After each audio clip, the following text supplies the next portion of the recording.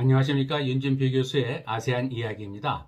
오늘은 지난번에 이어서 싱가포르에 관한 두 번째 이야기를 해드리려고 합니다.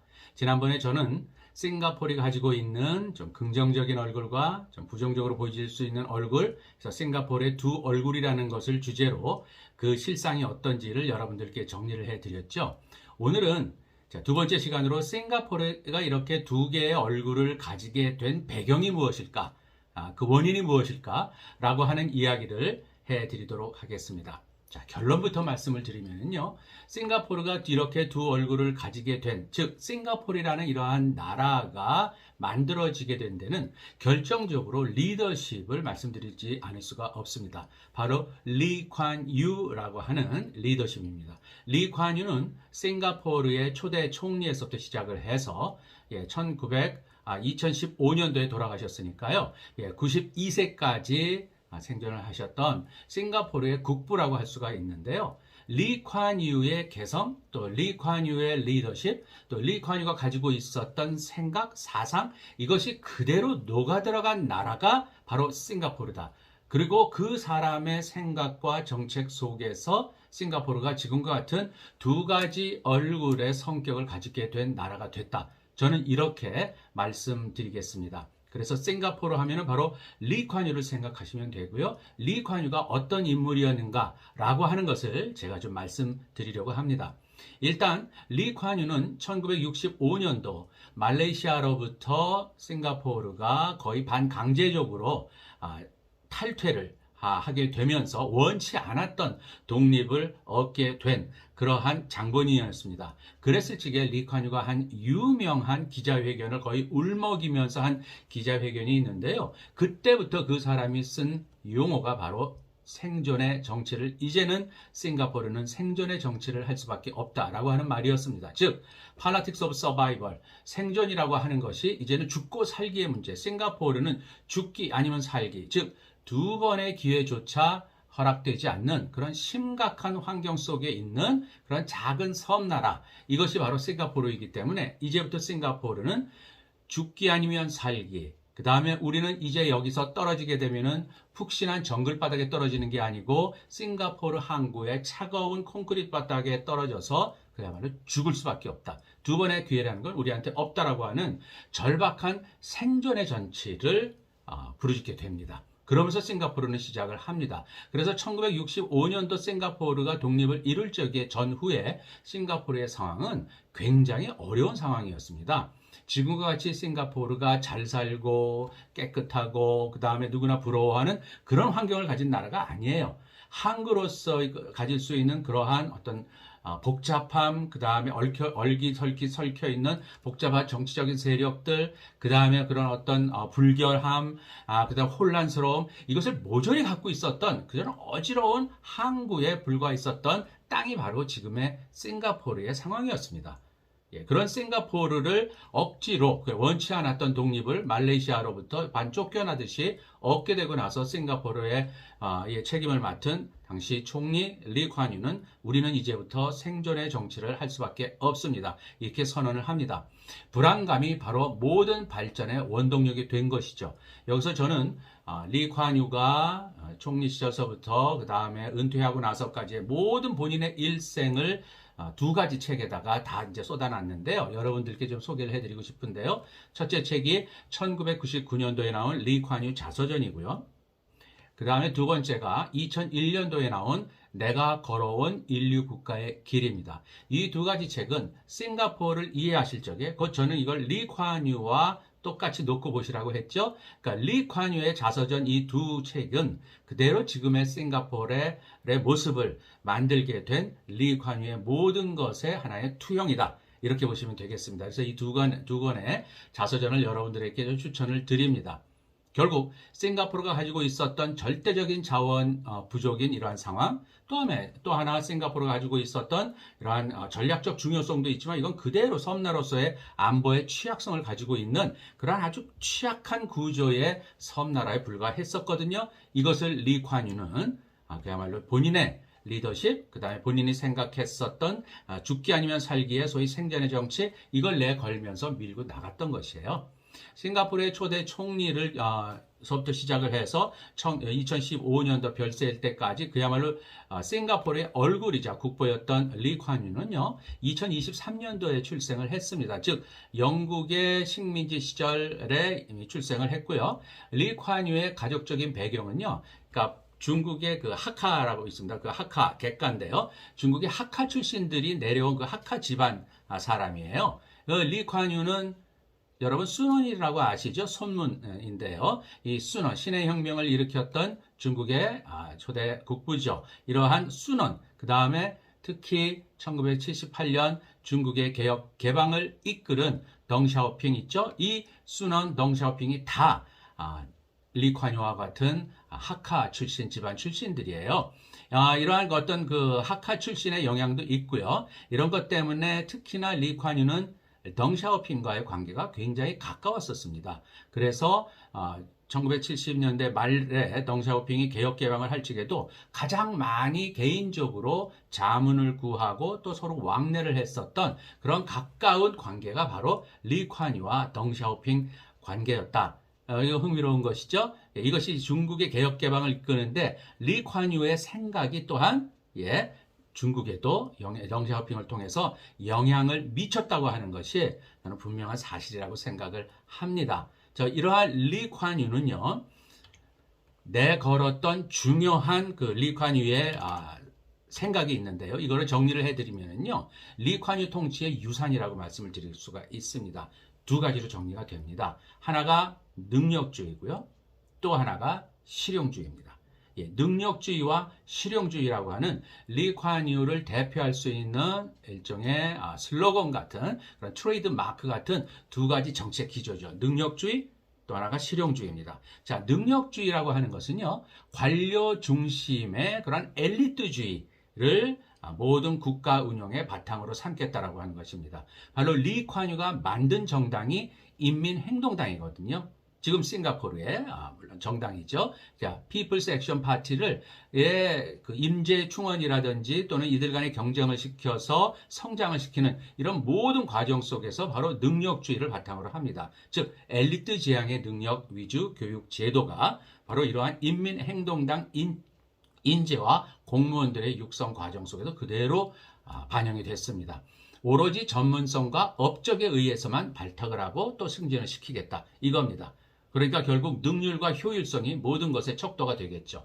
여기에 또한 이런 능력주의에 못지않게 중요하게 따라붙는 것이 바로 깨끗한 정치입니다. 즉 부패하지 않은 깨끗한 관료들, 깨끗한 행정 관료들, 정치인들, 이것이 매우 중요하다고 하는 것이 리콴유가 아주 뿌리 깊게 가지고 있었던 싱가포르를 건설을 가는 데 있어 가장 중요했었던 핵심 포인트입니다.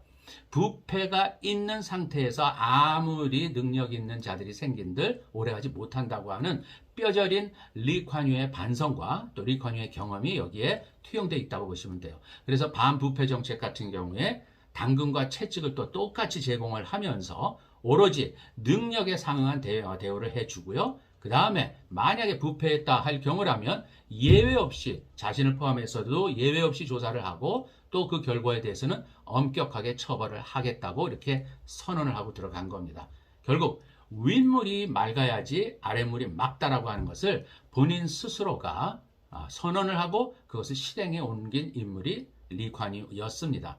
그리고 또한 제도적으로 이것을 보장하기 위해서 총리실 직속에 바로 옆에 총리실 바로 직속으로 부패행위조사국 CPIB라고 하는데요. 부패행위조사국을 만들고 이것은 공공 영역뿐 아니고 민간 영역까지도 부패 분야를 수사하고 처벌하는 기능을 제도적으로 만들어 놓은 사람도 또한 리콴유였습니다. 리콴유는 또 하나 이 능력주의에다가 뭘 결합을 시켰냐면은 바로 합리주의의 바탕을 둔 실용주의, 프래그마티즘입니다. 이 실용주의적 정치 또는 실용주의적 행정과 정책을 여기에다가 같이 이끌고 나갔다고 하는 것이죠.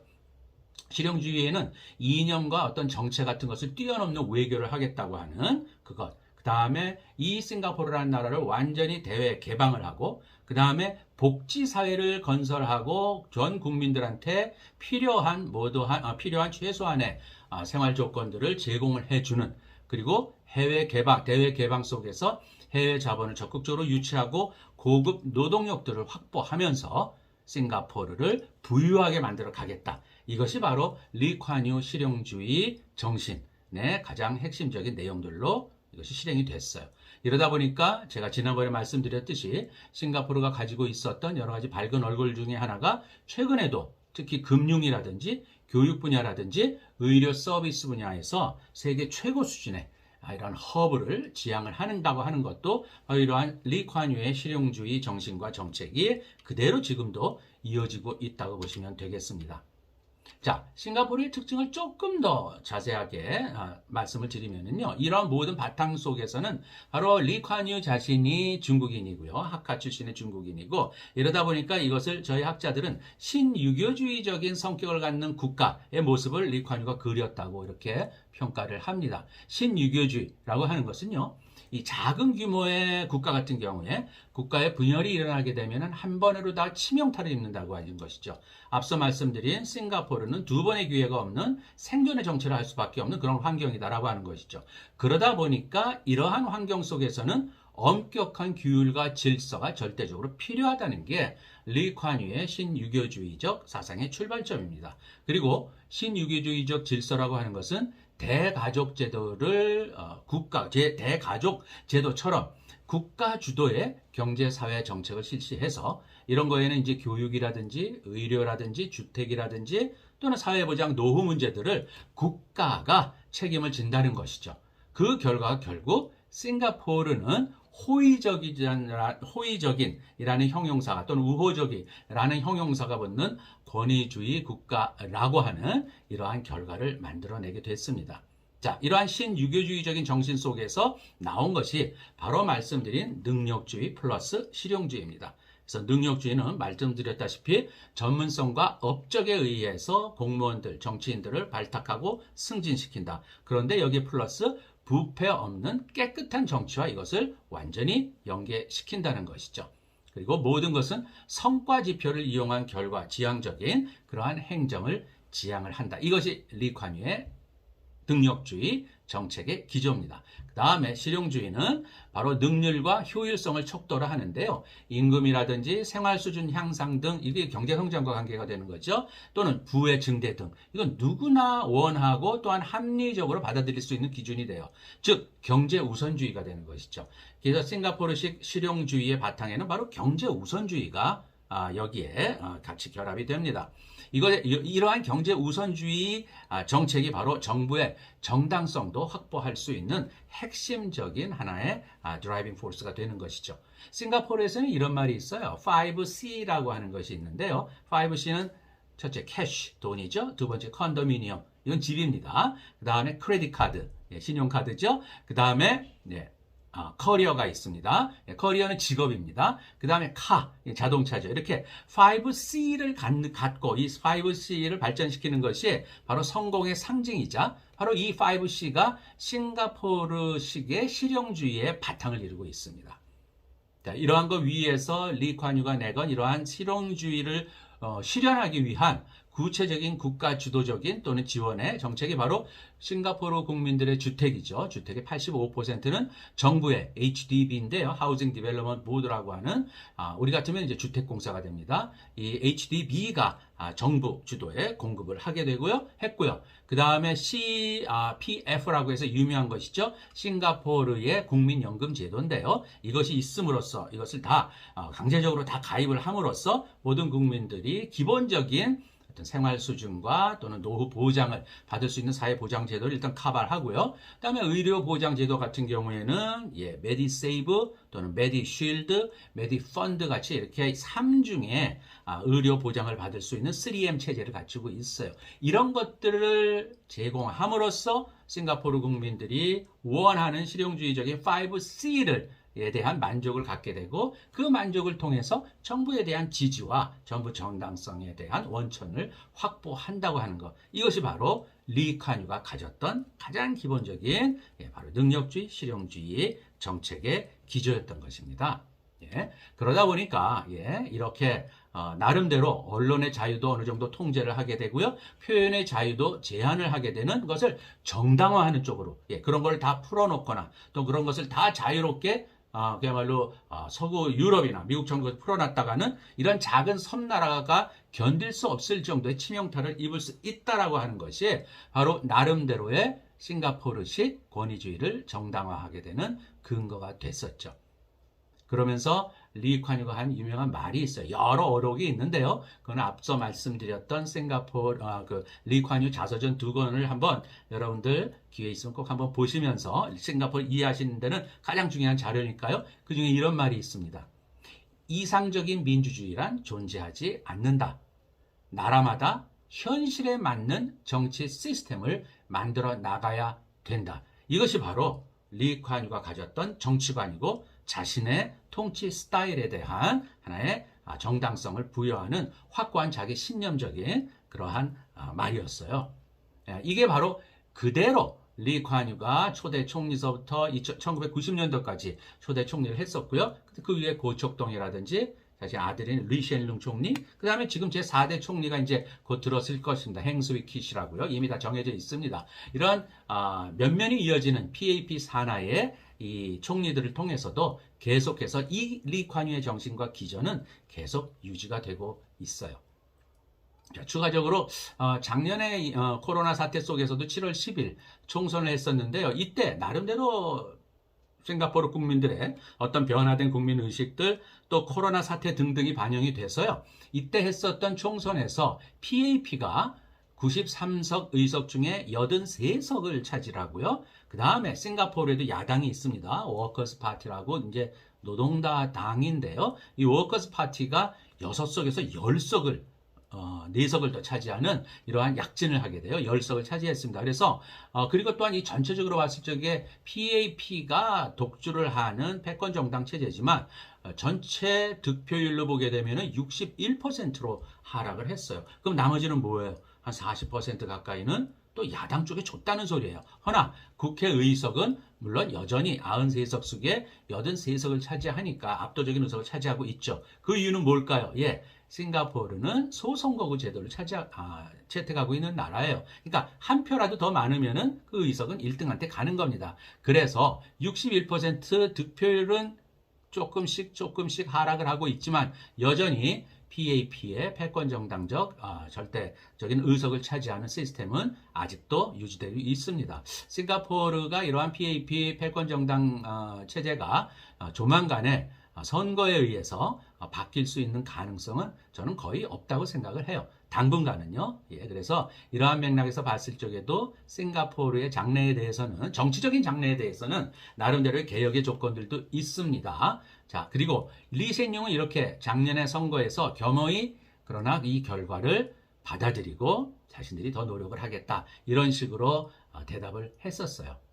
자, 여기까지 말씀을 드리고요. 제가 이제 오늘의 제가 말씀드린 싱가포르 두 얼굴의 한 배경에 관한 특히 리콴유 리더십이 그대로 투영된 나라, 이것이 바로 싱가포르의 과거요, 현재요, 또 앞으로까지도 오히려 끌고 이어가는 그러한 기본 정신이자 기조일 것이다. 이렇게 설명을 드렸습니다. 제가 좀 부록적으로다가 또 두 가지 좀 소개해 드리려고 해요. 싱가포르에 가게 되면은 제가 굉장히 편안하고 안전한 여행을 또 할 수가 있는 그러한 또 매력적인 도시지 않습니까? 자, 여기 가시게 제가 두 군데를 좀 추천을 드리는데요. 저는 개인적으로 여기 가면 호커센터 꼭 갑니다.